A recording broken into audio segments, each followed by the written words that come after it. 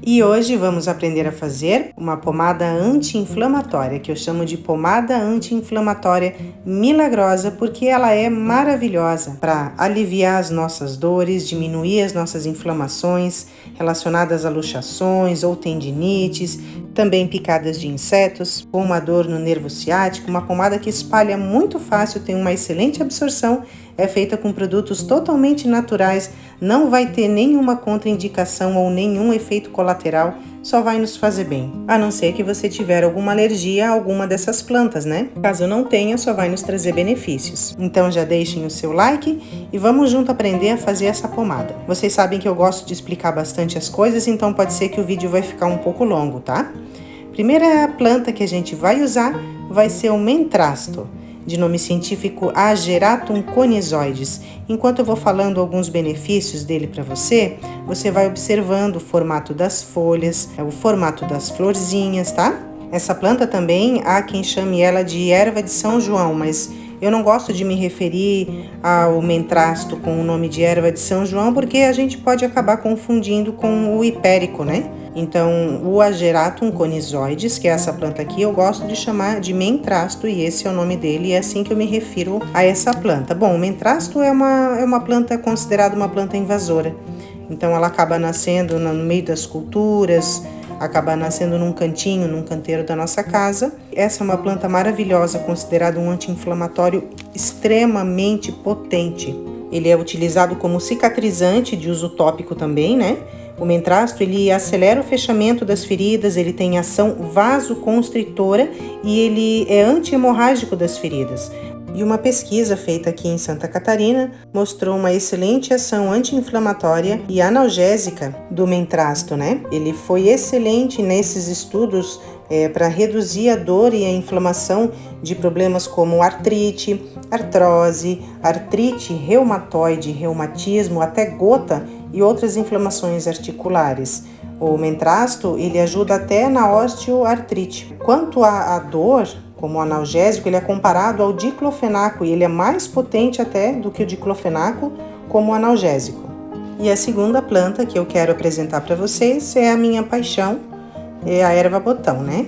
Erva-botão, de nome científico Eclipta alba ou Eclipta prostrata, é uma planta também que nasce muito facilmente, você pode encontrá-la nas calçadas, ou às vezes no meio das culturas também pode ocorrer a erva-botão, já que ela se multiplica muito fácil pelas sementinhas dela, né? E a erva-botão é mais uma planta anti-inflamatória incrível que vai nessa receita de pomada, pois ela foi testada na Índia e ela é comparada a um medicamento chamado endometacina e outro medicamento chamado ciproheptadina, que são dois anti-inflamatórios muito potentes.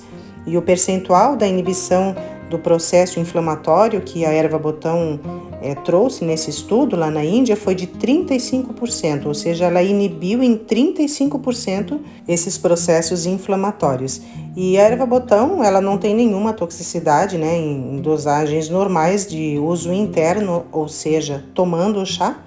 Então, muito menos de uso tópico, né, passando na pele, né? E a próxima planta dessa receita, dessa nossa pomadinha anti-inflamatória milagrosa, vai ser o picão da praia, de nome científico Sphagneticola trilobata. Esse é o picão da praia, com essa florzinha amarela, meio laranjada.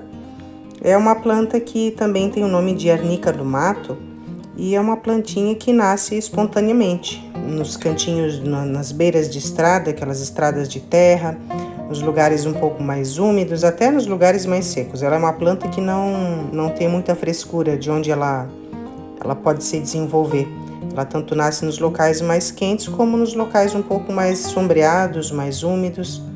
Ela é uma planta rasteira, mas se ela tiver uma cerca para se pendurar, que nem essa minha aqui, ela vai acabar se desenvolvendo um pouco mais reta para cima, chegando a 1 metro assim de altura. E o picão da praia, um excelente anti-inflamatório, excelente mesmo.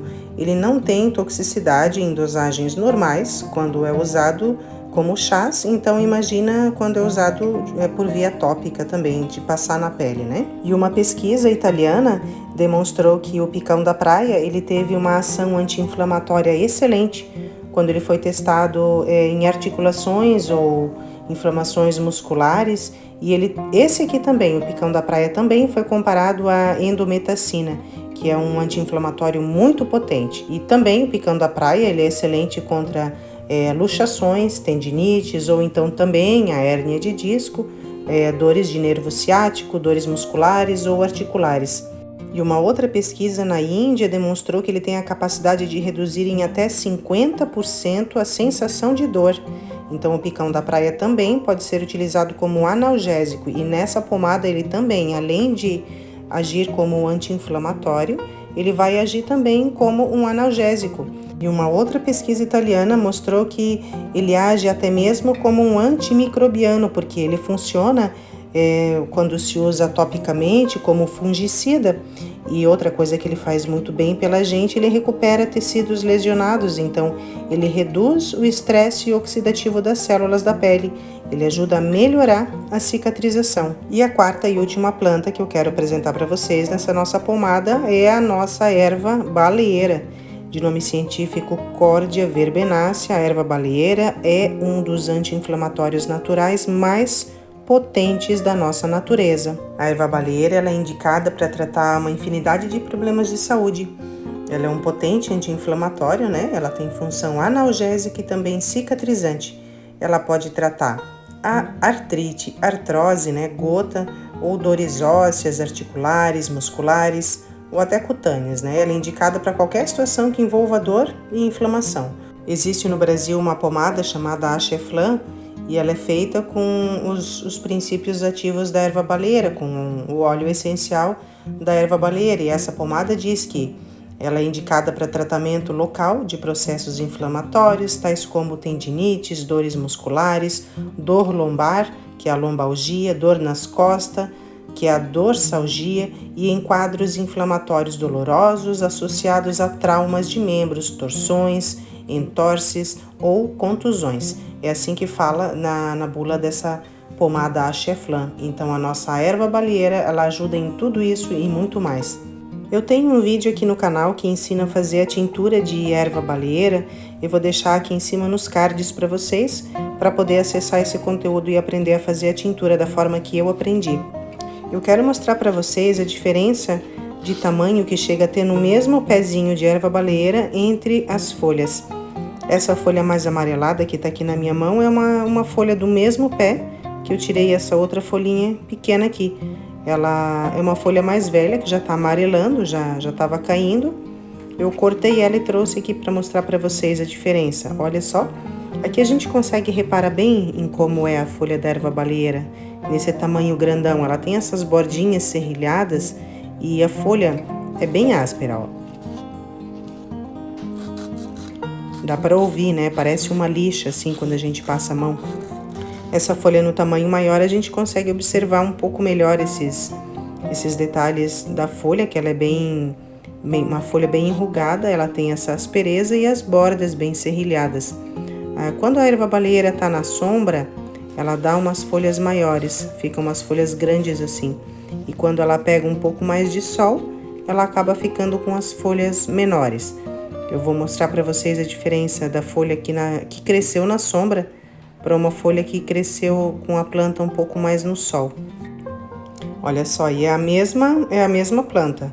A erva baleeira tem as suas folhas de tamanhos diferentes através das condições que ela se desenvolve, né?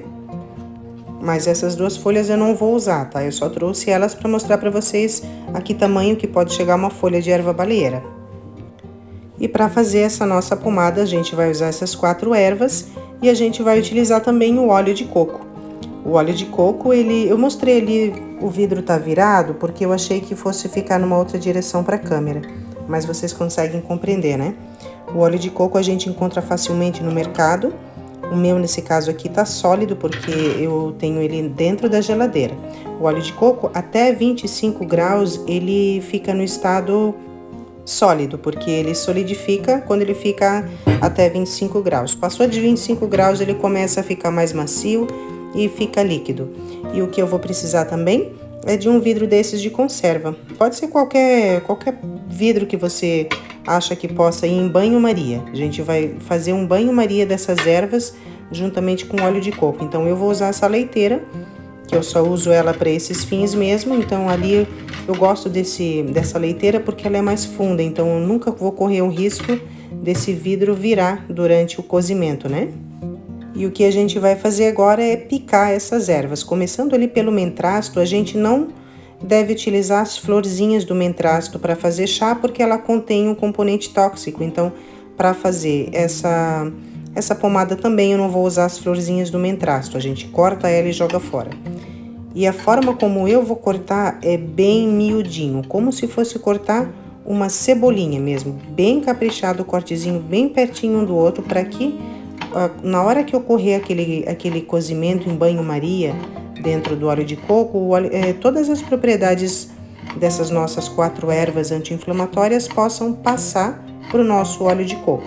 E isso eu vou fazer com as 4 ervas que a gente tem aqui, começando pelo mentrasto. Eu vou passar o vídeo um pouquinho para frente para mostrar para vocês eu picando o restante das ervas. Cada uma delas que eu picar, eu já vou colocar num potinho separado, tá? Para mostrar para vocês. Aqui eu quero mostrar para vocês que o caule do mentrasto a gente pode picar também, porque assim como o caule da erva botão, o caule do mentrasto também é suculento, ele tem bastante propriedade medicinal. Desde que você não sinta que o caule esteja ressecado, ele tem que estar um caule úmido, molinho, né? E depois ainda de picar bem, a gente vai passar a faca dessa forma assim, para garantir que fique bem moído mesmo a planta, bem picadinho, bem maceradinho. E aqui eu já tenho o mentrasto bem picadinho, só quero mostrar para vocês que parece uma cebolinha verde picada, bem miúdo cebolinha, ou uma salsinha tá parecendo, né? E aqui eu vou fazer o mesmo processo com essas folhas de erva botão que eu tenho. Eu colhi só folhas porque eu tenho bastante folhas de erva botão disponível. Se vocês tiverem pouca quantidade e o caule dessa erva botão que vocês tiverem em casa for um caule suculento, bem macio, vocês podem também picar o caule da erva botão, porque ele também tem bastante sumo dentro dele. Ele é um caule bem suculento, então ele também vai ter os princípios ativos da erva botão, das folhas, dentro do caule dele. Vou picar da mesma forma e colocar essa erva botão da mesma forma dentro de um outro potinho para deixar separado. E aqui eu já tenho a erva botão bem picadinha. Agora eu vou fazer com o picão da praia. Também eu vou picar ele bem miudinho. Eu vou descartar as flores dele. Eu podia até ter deixado as flores, porque as flores também têm muita propriedade anti-inflamatória. Mas aqui eu vou descartar as flores porque só para ficar tudo no mesmo tom de verde. Eu vou usar só as partes verdes das plantas. Uma mania minha, mas também podia ter usado as flores sem problema nenhum, no caso do picão da praia, né? Aqui no caso do picão da praia eu não vou usar os talos, eu vou usar só as folhas porque os talos eles são um pouco ressecados. Eu não acredito que vá ter algum sumo, alguma propriedade medicinal maior nos talos. Então o picão da praia eu vou usar só as folhas, eu vou descartar os talos, tá? Pronto, aqui eu já tenho o picão da praia também bem picadinho. E agora eu vou fazer o mesmo procedimento com toda a erva baleeira. A erva baleeira, da mesma forma que o picão da praia e até mais, eu descarto os talos dela porque eles são lenhosos. Eles parecem uma madeira mesmo, né? Então, da erva baleeira, jamais usar os galhos dela, sempre só as folhinhas. Aqui é a minha 4ª e última erva medicinal anti-inflamatória, já tá picadinha. E agora a gente vai fazer o processo de cozimento. Eu vou mostrar para vocês como que a gente vai extrair esses princípios anti-inflamatórios de cada uma dessas plantas que a gente escolheu. Lembrando, aqui eu tenho o mentrasto, a Geratum conizoides. Aqui eu tenho a erva botão, a Eclipta alba. Aqui eu tenho o picão da praia, que é a Sphagnetticula trilobata. E aqui a erva baleeira, que é a Cordia verbenácea. Essas são as nossas 4 plantas anti-inflamatórias que vão fazer a nossa pomada milagrosa. O que eu vou fazer agora é colocar 2 colheres de sopa, talvez, de cada uma dessas plantas dentro desse vidro de conserva. 2 colheradas do Ageratum conizoides, que é o mentrasto. Também 2 colheradas da erva botão, Eclipta alba. 2 colheres também de picão da praia, que é a Sphagnetticula trilobata. E 2 colheres de erva baleeira, que é a Cordia verbenácea. Então, as as nossas 4 plantas anti-inflamatórias já estão dentro do nosso vidrinho que vai para o cozimento. Aqui eu senti a necessidade de derreter um pouco esse óleo de coco para poder colocar dentro do vidro, para ver até onde eu ia colocar de óleo de coco. Eu fiz isso porque o meu óleo de coco estava na geladeira, então ele está muito duro. Eu vou derreter e vou colocar ali dentro para ver até onde que eu quero de óleo de coco nesse vidro, tá? Eu não contei a quantidade de colheres que eu coloquei de óleo de coco, mas é até que fica, todas as ervinhas ali dentro fiquem submersas no óleo de coco, tá? Você vai derreter, se ele estiver muito gelado, vai adicionar lá dentro até que todas as ervas fiquem submersas, assim, a mesma quantidade de óleo de coco e a mesma quantidade de erva verde picadinha, que é isso que aconteceu aqui no meu vidro. Então agora eu vou levar para o cozimento. A primeira coisa que eu vou fazer, eu vou colocar um pano no fundo dessa minha jarra, dessa minha leiteira, para o vidro não ficar em contato direto com o fundo da minha leiteira ali no fogo, porque vai ficar 1 hora ali cozinhando.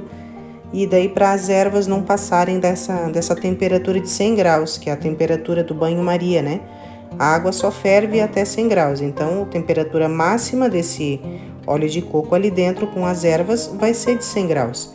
E eu coloquei esse paninho no fundo para garantir que o vidro não vai encostar na minha panelinha, né? Para ele não aquecer mais do que o necessário e não acabar evaporando, né, os óleos essenciais das plantas. Não é isso que eu quero. Eu já vi que tem receitas que eles fritam as ervas para fazer pomada, mas eu creio que não deva ser o certo, porque quando a gente aquece demais uma erva, os óleos essenciais acabam se degradando, acabam evaporando, se desfazendo. Então eu não acho que seja recomendado fritar as ervas, tá? Aqui já tinha se passado um tempo e eu vim verificar, olha a cor do óleo de coco, como ele já tá com a cor dessa nossa mistura de ervas. Aqui a gente vai deixar 1 hora cozinhando num banho-maria, sempre repondo a água conforme for a evaporação e mexendo de vez em quando para que todas as ervas possam atingir uma temperatura mais ou menos igual, para que a extração seja mais ou menos igual para todas elas, né? E aqui, já passado o tempo de cozimento de 1 hora, o vidro já está numa temperatura agradável para segurar, não tá quente. Também eu não vou deixar esfriar totalmente, senão o óleo de coco vai ficar duro, tá? Então, enquanto ainda estiver quentinho, assim, agradável de segurar na mão, a gente vai tirar todas essas ervas ali de dentro e colocar numa... Olha só que cor linda que tá esse óleo de coco, tá? Uma coisa maravilhosa.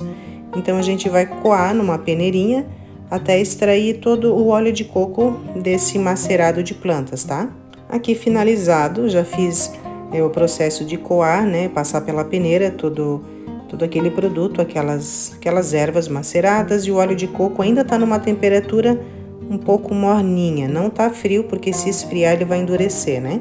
Agora o que a gente vai fazer é envasar, é colocar nos potinhos. Eu vou usar esses potinhos pequenininhos aqui, eles têm em torno de 30 ml cada potinho. Você pode guardar no pote que você tiver em casa e tanto faz, tá tudo bem. Eu vou colocar nesses potinhos menores porque eu vou compartilhar essa minha pomada, né? Aqui eu vou colocando a pomada nos potinhos, a pomada por enquanto tá líquida, e isso eu quero falar para vocês. Caso vocês queiram usar isso como um óleo medicinal, como um óleo anti-inflamatório, vocês não precisam guardar na geladeira, vocês vão usar ele líquido mesmo assim. Eu acho mais interessante a gente guardar na geladeira porque ele vira uma pomada. Ele estando em forma de pomada, fica mais fácil para você dosar a quantidade que você vai passar na pele. E na forma líquida, às vezes tu tem que colocar os dedos ali dentro do pote, acaba contaminando. E na forma de pomadinha, é só você usar uma espátula ou uma colherzinha, você puxar o tanto de pomada que você precisa e passar na pele. Fica mais fácil para dosar dessa forma, né? Eu vou encher todos esses meus potinhos e eu já volto aqui com vocês. Pronto, já enchi todos eles, estou colocando as últimas tampinhas. E lembrando que vocês podem guardar a nossa pomada milagrosa anti-inflamatória na geladeira. Guardando na geladeira, tenho certeza que a durabilidade dela também vai ser maior. Eu tenho amigas fitoterapeutas que guardam essa pomada por até mais de 1 ano e ela dura perfeitamente. E você pode fazer a utilização, fazendo massagem ou passar nas suas contusões ou dores articulares. Ela tá tampadinha, eu já venho mostrar para vocês como ela vai ficar depois de fria. Bom, aqui já tá a pomada já resfriada, ela já tá uma temperatura abaixo de 25 graus, então ela já está sólida e é a forma que eu acho mais interessante, porque como eu falei, é mais fácil de você pegar uma espátula e fazer a dosagem da pomada sem precisar ficar colocando a mão dentro do potinho cada vez. Até para evitar contaminação, a gente sempre tem que usar uma espátula ou então uma colherzinha para pegar a dose de pomada que a gente vai precisar. E quando a gente pega, a gente toca na mão, imediatamente ela já começa a derreter, porque o nosso corpo tem temperatura média de 36 graus e meio, e acima de 25 graus o óleo de coco torna-se líquido novamente. Então essa é a praticidade de fazer essa pomada, mantendo na geladeira, ela vai ficar sólida, e quando a gente começa a passar na pele, ela já vai se dissolvendo, ficando líquida para que ocorra a absorção de todos os componentes anti-inflamatórios dessa nossa fórmula de pomada anti-inflamatória absolutamente natural. Eu digo que é milagrosa porque se ela tem anti-inflamatório e tem analgésico juntos, então não há dor que resista, né? A gente tem que testar, cada pessoa é diferente, geralmente leva-se em torno de 7 dias, 5 a 7 dias para começar a fazer efeito, né? Então, cada pessoa vai ter que fazer e testar. E essa pomada pode ser passada no local afetado, onde tem a dor ou a inflamação, 3, 4 vezes ao dia, pelo tempo que vocês acharem necessário, enquanto estiver doendo, inflamado. E depois dar uma pausa, né? E voltar a usar novamente. Mas como ela não tem contraindicações, a não ser em casos de alergia, então a gente pode usar até que a gente se sinta bem. Outro uso muito interessante dessa pomada anti-inflamatória e analgésica é aplicar quando tiver picadas de insetos também. Fica aquele edema, fica vermelho, ardendo, fica quente. Então essa pomada anti-inflamatória também vai ajudar nesses processos inflamatórios por picadas de insetos. E nosso vídeo termina por aqui, o nosso vídeo muito longo, mas muito bem explicadinho. Eu agradeço a vocês, espero que vocês tenham gostado de coração. Deixem o seu like, inscrevam-se no canal se ainda não forem inscritos e até a próxima, meus amigos!